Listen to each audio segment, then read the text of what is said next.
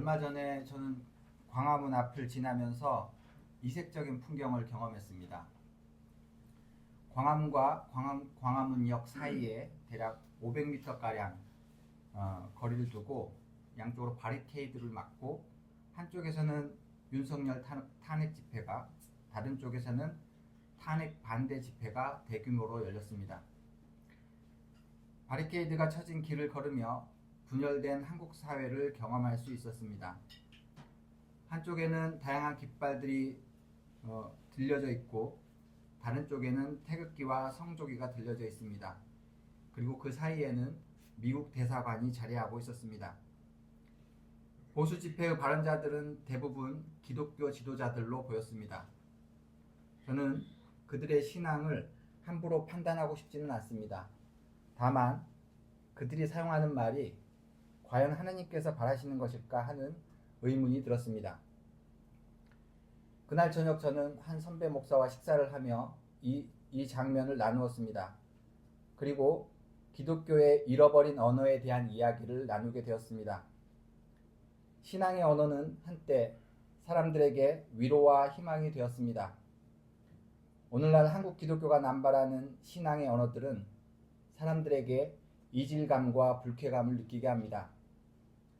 그날 선배는 이 신앙의 언어에 대해 다음과 같은 이야기를 들려주었습니다.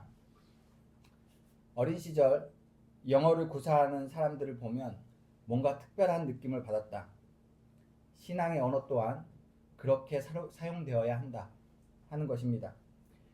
지금이야 영어를 구사하는 사람들이 많지만 과거에는 드물었습니다. 누군가 외국인과 대화를 나누는 모습을 보면 부럽기도 하고 뭔가 대단한 느낌을 받기도 합니다. 우리가 신앙으로 살아간다는 것을 이에 빗대어 보면 우리가 사용하는 신앙의 언어는 사람들에게 뭔가 특별함을 줄 수 있어야 한다는 것입니다. 오늘 성서 본문을 읽으며 제 안에 든 불편한 마음이 있었습니다. 이 땅의 평화의 왕으로 오신 예수님께서 평화가 아니라 분열을 일으키러 왔다고 전하기 때문입니다. 누가복음 12장 51절 말씀입니다. 너희는 내가 세상에 평화를 주러 온 줄 생각하느냐? 그렇지 않다. 도리어 분열을 일으키러 왔다. 마태복음에서는 이 구절이 평화가 아니라 칼을 주러 왔다 하고 기록되어 있습니다. 여러분은 예수님께서 주시는 평화가 세상이 주는 평화와 다르다는 것을 잘 아실 것입니다. 팍스 로마나, 로마의 평화라고 불리는 제국의 힘에 의해 지배당하는 평화가 아니라 샬롬이라고 불리는 주님의 평화를 이야기합니다. 스스로 낮아져서 가장 연약한 모습으로 지켜지는 평화입니다. 그런데 오늘 본문은 예수님께서 세상을 분열시키러 왔다 하고 말씀하고 계십니다. 오늘 본문을 이해하기 위해 상황을 좀 더 살펴보고자 합니다. 예수님께서 사람들에게 말씀을 전하실 때 바리새파 한 사람이 자신의 집으로 예수님을 초대합니다. 그는 예수님과 함께 음식을 나누고자 하였습니다. 예수님께서 손을 씻지 않고 음식을 드시는 모습을 보며 그는 그 모습을 이상하게 여깁니다. 이에 예수님께서 바리새파 사람의 위선적인 모습을 질책합니다. 누군가를 대접하고자 자신의 집에 초대했을 때 그 손님이 자신 앞에서 면박을 준다면 참으로 민망하고 불편한 일일 것입니다. 예수님이 그 집을 나설 때 율법학자들과 바리새인들 그리고 예수님 사이에 논쟁이 벌어집니다. 그러는 사이에 수천 명의 사람들이 그 집 앞으로 모여듭니다. 오늘 본문은 이때 예수님께서 그 모여든 사람들에게 전하는 내용입니다. 정황을 살펴보면 예수님께서도 그때 무척 격양되어 있었을 것이다 예상할 수 있습니다. 오늘 본문을 다시 읽겠습니다. 나는 세상에다 불을 지르러 왔다. 내가 받아야 할 세례가 있다. 그 일이 이루어질 때까지 내가 얼마나 괴로움을 당할는지 모른다. 예수님께서는 세상이 말하는 평화를 깨고 참 평화를 이루기 위해 자신이 많은 괴로움을 당해야 한다는 것을 이미 알고 계시고 각오하고 계십니다. 자신의 물질적, 사회적 안전만을 지키기 위한 평화, 로마의 제국에 행하는 국가적 폭력을 외면하는 평화, 고통받는 이들을 차별하고 오히려 그들의 무능을 비난하는 거짓 평화. 예수님께서는 거짓을 진실인 듯 이야기하는 사람들에게 내가 그런 너희들을 분열시키러 왔다 하고 선포하고 계시는 것입니다. 눈물의 예언자 예레미야의 예언을 보면 이와 같은 하느님의 마음이 느껴집니다. 예레미야는 예수님이 오시기 626년 전에 계시를 듣고 활동을 시작했던 예언자입니다. 예레미야는 거짓으로 예언하는 이들에 대한 하느님의 말씀을 전합니다. 예언자로 산다는 것은 외롭고 슬픈 일입니다. 특히 예레미야는 다른 예언자들과 달리 어떠한 기적도 사람들에게 보인 적이 없습니다. 그러니 사람들에게 예언자로서의 권위도 없었던 예언자입니다. 그럼에도 예레미야는 하느님의 계시를 듣고 거짓을 진실인 양 전하는 거짓 예언자들을 향한 하느님의 진노를 대신 전합니다. 예레미야는 남유다의 왕 요시야 때부터 유다의 마지막 왕인 시드기야 왕 때까지 남유다가 멸망을 하는 모습을 지켜보아야 했던 예언자였습니다. 북이스라엘이 아수르에게 멸망을 하고 그 아수르가 바벨론에게 위협을 받을 때 남유다 민족은 잠시나마 아수르의 억압으로부터 자유로울 수 있었습니다. 그때 요시야 왕은 유다 민족을 다시 일으키기 위해 성전을 정비합니다. 그때 율법책을 발견하고 그 율법책을 읽어보니 그들이 자신들이 하나님 앞에 그동안 얼마나 큰 죄를 지었는지를 깨닫습니다. 그래서 우상들을 몰아내고 성전을 다시 정비하고 하느님과 맺은 언약을 회복하고자 합니다. 그런데 그 요시야 왕이 애굽과의 전쟁에서 죽게 되고 유다 민족은 그 아들인 여호아스를 왕으로 세웁니다. 하지만 애굽은 이마저도 폐위시키고 자신들과 가까이 지내던 여호야김을 꼭두가시 임금으로 세웁니다. 그리고 여호아스를 포로로 잡아가게 됩니다. 그런데 새로운 제국으로 등장한 바벨론이 그 애굽을 카르케미시 전투에서 물리치면서 남진을 하게 됩니다. 이에 여호야김은 애굽을 배신하고 바벨론에게 충성을 합니다. 그런데 이 바벨론이 결국 애굽을 정복하지 못하고 실패하자 3년 후에 이 여호야김은 다시 애굽에게 충성을 맹세합니다. 이런 이유로 바벨론은 남유다를 침공하게 되고 이 전투에서 여호야김이 사망합니다. 유다는 여호야김의 아들 여호야긴을 새로운 왕으로 추대하지만 바벨론은 그마저 허락하지 않고 여호야긴을 폐위시키고 시드기야를 왕위에 세웁니다. 요시야 왕이 죽음을 맞고 시드기야 왕이 될 때까지 기간은 겨우 15년입니다. 그 사이에 유다는 주변 강대국들에 의해 5번이나 왕을 바꿔야 했습니다. 짧게 역사를 요약하였지만 유다 민족의 요란한 사회상을 가늠해 볼 수 있습니다. 오늘 본문 속에서 하느님께서는 예레미야 시대에 활동했던 거짓 예언자들을 강하게 경고하고 있습니다. 예레미야 23장 25절에서 27절까지의 말씀입니다. 나의 이름을 팔아 거짓으로 예언하는 예언자들이 있다. 내가 꿈에 보았다. 내가 꿈에 계시를 받았다 하고 주장하는 말을 내가 들었다. 그들은 자기 조상이 바알을 섬기며 내 이름을 잊었듯이 서로 꿈 이야기를 주고받으면서 내 백성이 내 이름을 잊어버리도록 계략을 꾸미고 있다. 바알은 가나안 지역에 성행했던 이방신으로 여호와 하나님과 대립하여 등장하는 신입니다. 물질적 풍요와 권력을 가져다 주는 신이었습니다. 예레미야 시대의 거짓 예언자들은 하느님의 심판 앞에 놓인 유다 민족에게 거짓 희망을 전했습니다. 하느님이 바벨론을 멸망시키고 이스라엘을 회복시킬 것이다. 바벨론의 포로로 끌려가는 자기 민족들을 향해 저들은 죄를 지어 하나님의 심판을 받는 것이다 하고 주장하였습니다. 그들은 사람들에게 편리한 예언을 들려주며 그 대가로 금전적 정치적 이득을 얻었습니다. 사람들을 현혹시키고 그들의 인기를 얻고자 했습니다.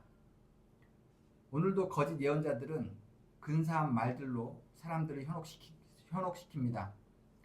내가 기도해봤는데 하나님께서 나에게 계시를 주셨다 하며 접근하는 이들입니다. 지난해 10월 27일에 종교개혁주의를 맞아 악법 저지를 위한 200만 명 연합예배가 광화문과 시청 일대에서 있었습니다. 그 당시 주최 측 추산 100만 명이 모였다고도 합니다. 저도 그날 그 자리를 지나갔었는데 그들의 기도하는 모습이 무척 진실해 보였습니다. 이 집회에 한국의 대다수 기독교 연합기구와 교단, 교회들이 참여했습니다. 이들은 동성애 차별금지법, 젠더 갈등, 비혼주의 등 100대 기도 제목을 가지고 기도회를 열었습니다. 이를 두고 기독교가 오히려 혐오와 차별을 조장한다는 비판도 있었습니다. 노르웨이 오슬로 국립대학의 한국학과 교수로 있는 박노자 씨는 한국교회의 문제를 근본주의 신앙으로 보았습니다. 근본주의는 20세기 초에 미국에서 시작되었습니다. 산업혁명 이후에 근대주의라 불리는 모더니즘이 사회에 퍼지면서 신학적 사고가 자유로워지거나 과학적 사실과 조화하려는 시도들이 일어납니다. 이를 비판하며 성경의 권위와 전통적 신앙을 지키고자 하는 운동이 발생하는데 이것이 근본주의로 나타납니다. 근본주의 신앙을 이루는 원칙들이 있습니다. 그 내용은 이렇습니다. 성경은 하나님의 영감에 의해 쓰여졌고 그 내용은 절대적 진리로서 오류가 없다.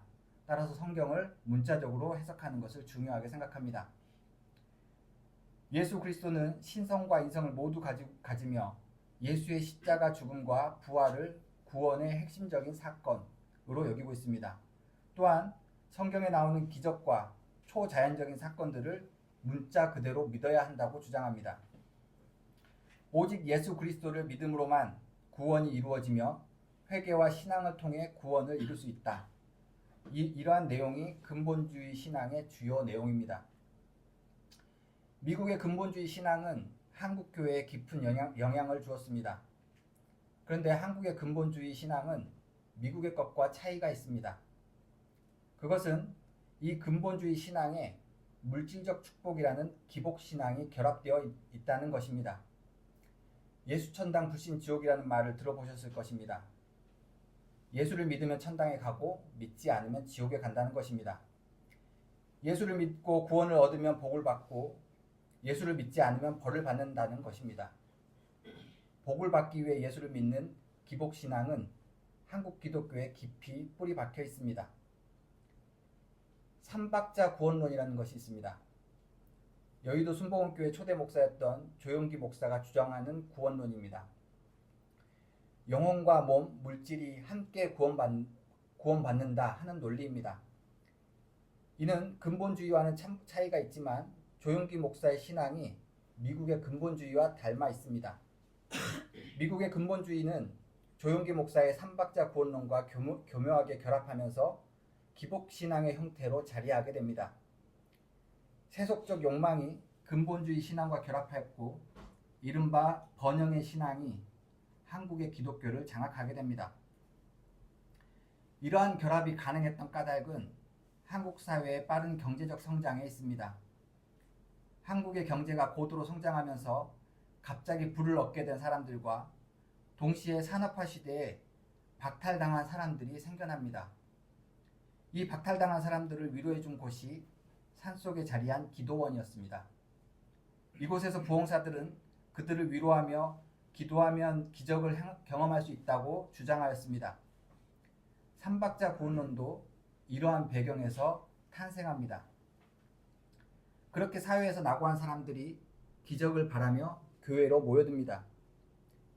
이러한 교회에는 성장의 시대에 부를 얻은 사람들이 교회의 중직을 맡으며 신앙의 본이 되어줍니다. 그렇게 한국교회는 물질과 하느님을 동시에 섬기며 성장하게 됩니다. 사실 이들에게는 하나님이 창조하신 경이로운 세상보다 자신에게 복주는 존재가 더욱 필요했던 것입니다. 오늘날에도 이러한데 예레미야가 살던 유다 사회는 어떠했을까요? 세세히 알 수는 없지만 그 사회가 얼마나 혼란스러웠을지 그 안에 거짓 예언자들이 자신의 민족을 아끼고 사랑한다 하면서 얼마나 사람들을 현혹시켰을지, 그리고 그들의 판단을 흐리게 했을지 가늠할 수 있습니다. 오늘 주어진 예레미야서 본문의 23절 말씀입니다. 내가 가까운 곳에 하나님이며 먼 곳에 하나님은 아닌 줄 아느냐. 우리는 하나님께서 나와 가까이 계신다 여겨지지만 오히려 하나님께서는 멀리 계실 수 있습니다. 반대로 하나님께서는 우리에게 멀리 계신다 여겨지지만 반대로 아주 가까운 곳에 계시기도 합니다. 그러니 우리는 하나님의 뜻을 자신의 판단으로 알아채서는 안 됩니다. 자신의 신념과 고집이 마치 하나님의 뜻인 양 여겨질 수 있습니다. 우리의 판단은 오히려 하나님을 왜곡시킬 수 있습니다. 우리는 자신에게 좋은 일이 생기면 하나님께서 함께 계신다 생각하고 힘든 일이 있으면 하나님께서 계시지 않는다고 판단하곤 합니다. 쉽게 함정에 빠지는 것이 인간입니다. 그러니 우리 마음에 어떤 것이 느껴질 때 그것이 나의 마음에서 비롯한 것인지 혹은 하느님으로부터 비롯한 것인지를 살펴보아야 합니다. 하느님께서 어디에 계시는지 알아채기 위해 우리는 고요히 하느님을 바라보며 머물러야 합니다. 나의 이성적인 판단을 내려놓고 심연 깊은 곳에서 울리는 소리에 귀를 기울이는 것입니다. 저는 인간의 이성을 무시하라는 뜻에서 이러한 말씀을 전하는 것이 아닙니다. 인간의 이성과 상상력은 하나님께서 주신 선물입니다. 인간은 자신의 이성과 상상력을 동원해서 우리에게 주어진 과제를 해결하기 위해 힘써야 합니다. 다만 우리가 어떤 판단을 내리기 전에 그 일이 하느님께서 맡기신 일인지 하느님 뜻에 부합한 일인지를 물어야 합니다. 하느님의 자리에 머물면서 내 안에 차오르는 든든함을 기다리는 것입니다. 하느님께서는 우리가 참된 예언자로 살아가기를 바라십니다. 참된 예언은 사람을 해방시킵니다. 그러나 거짓 예언은 사람을 속박에 가둬둡니다. 거짓 예언자들은 근사한 말로 사람들을 현혹시키지만 결국은 사람들을 속박하여 자신들이 이용하는 도구로 만듭니다. 그러니 거짓 예언에 사로잡히면 우리의 삶은 구속당하고 죄에 얽매이게 되는 것입니다. 예수님께서는 속박된 삶을 사는 이들을 해방시키시기 위해 이 세상에 오셨습니다. 우리가 참 예언을 한다는 것은 사람들이 자신의 속박을 풀어 자유를 찾도록 하는 것입니다. 우리의 예언이 참되다 할 때 그 예언은 사람을 해방시키고 자유롭게 합니다. 예수님은 이러한 참 자유를 위해 세상에 불을 지르러 오셨습니다. 그러니 우리가 먼저 속박된 삶에서 벗어나 참 자유인으로 살아가야 합니다. 우리의 자유로움이 속박된 삶을 사는 사람들에게 특별한 느낌을 줄 것입니다. 오늘 주신 말씀에 따라 우리가 잃어버린 신앙의 언어를 되찾고 참 자유를 누리며 사는 서울교회 교인들이 되시기를 기원합니다.